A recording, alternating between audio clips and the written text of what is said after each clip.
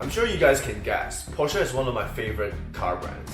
I love its history, its heritage, what it represents, the tech, the drive, the cars, everything. Everything about Porsche I absolutely love. Today is a very special day. Today is the Eclipse Day.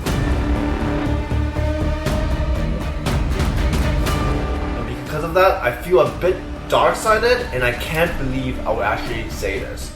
Let's talk shit about Porsche. Number one, the long wait.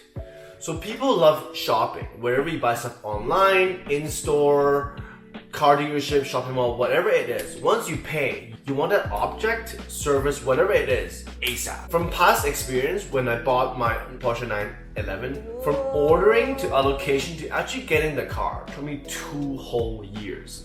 That was one of the most unbearable journeys I've ever endured, and I won't even wish my enemy to ever endure that.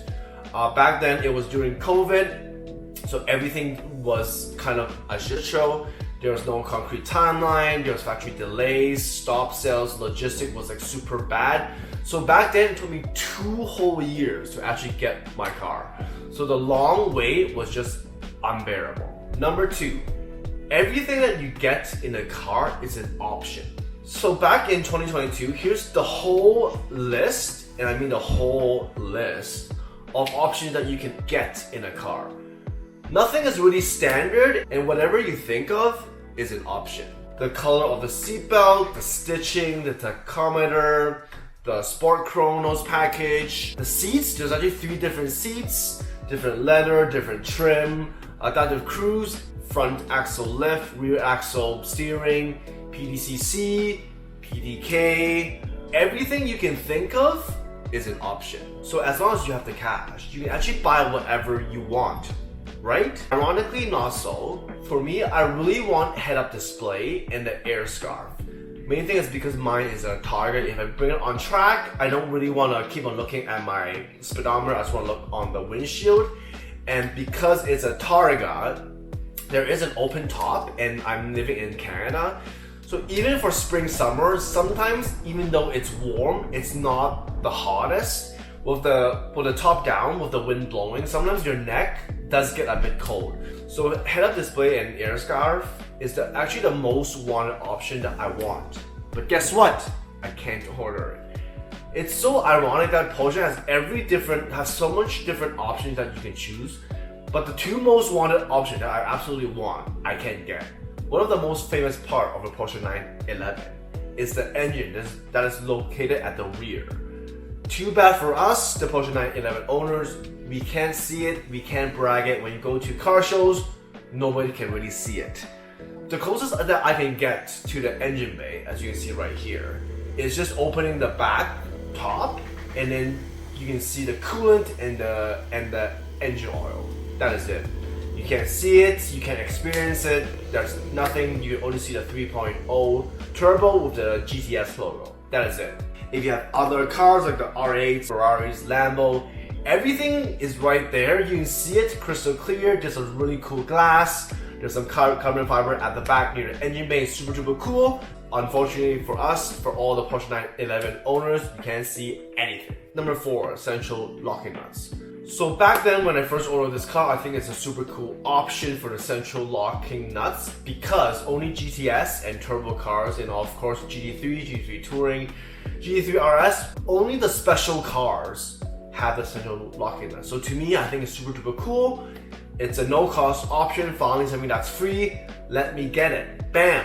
When I actually got it, kind of regret. The main reason is to take that central locking nut off, it's a huge pain in the butt. You need a central locking tool, a special torque wrench, and the thing is, because I work at a dealership, if I want new tires, I can't just swap the tires. I have to bring it back to a Porsche dealership. The main thing is only Porsche dealerships has a special wrench.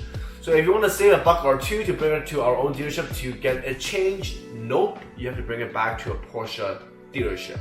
Point number 5, the front is very small. It's puny. You can only fit like a kind of a carry-on luggage bag. I kind of knew it before I bought this car, but in reality, it's actually smaller than you think. You can just actually fit, carry on luggage, and that is it. If you're looking to take your Porsche 911 for longer road trips, you have to be really creative and find ways to put it at the back of your seats. Yes, you can actually fit some luggage, but it's actually not that much. You can drop the back seats down. It will be kind of flat, but not a lot of space. So if you're looking to commute or go for like a weekend getaway, you have to really plan accordingly. And that brings me to my next point, number 6. The back seats, not that usable. For smaller kids, yes, sure.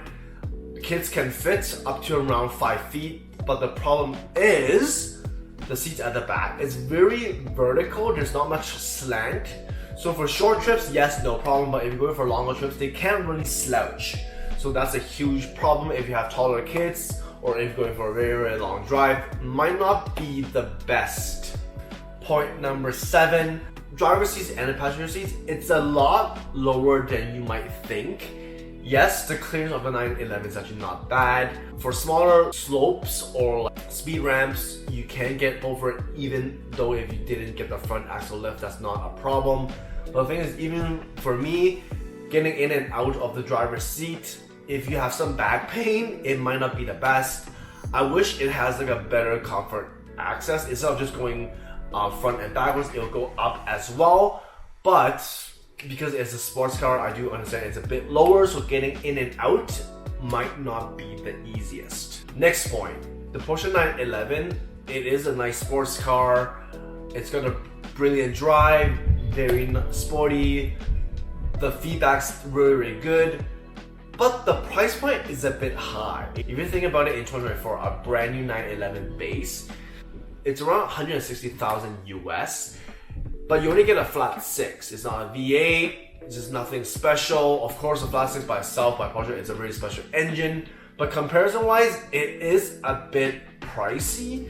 So if you're looking for a bang for a buck sports car, the Porsche 911 might not be it. And last but not least, the final point, and this is one of my pet peeves, the exhaust. For how much money you're spending on a sports car over the 100K mark, I want the exhaust to sound good. Mine's got the Porsche Sport exhaust.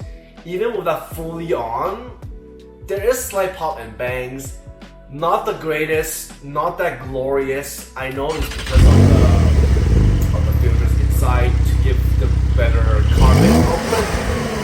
But to me, for the sports car of this caliber, I want it to actually sound like a sports car. I don't want to get like aftermarket exhaust that might void the warranty and whatnot. We won't go through there, but I just feel if I did get the Porsche Sport exhaust, it should be a bit more sportier, a bit more pop and bangs, a bit more throatier.